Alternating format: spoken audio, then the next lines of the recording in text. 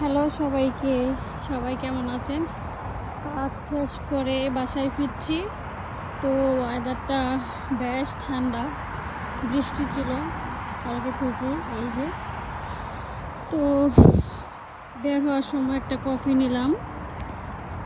এই কর্নেটোটা নিলাম খাওয়ার জন্য, কারণ সকালের ব্রেকফাস্ট করি নাই আমি। এই হচ্ছে আমার সকালের খাবার, আর বাসায় গিয়ে তারপরে দুপুরে খাবো। আসলে বিদেশের লাইফটা অনেক ডিফিকাল্ট। মানুষ তো ভাবে যে সব কিছু হয়তো রেডি থাকে, চলাফেরা খাওয়া দাওয়া সব কিছু না, সব কিছু নিজের করতে হয়। তো এটা হচ্ছে লোকজন হেঁটে যাওয়ার রাস্তা, আর এটা হচ্ছে সাইকেলের রাস্তা। এখানে রাস্তাগুলোতে চিহ্ন দেওয়া থাকে।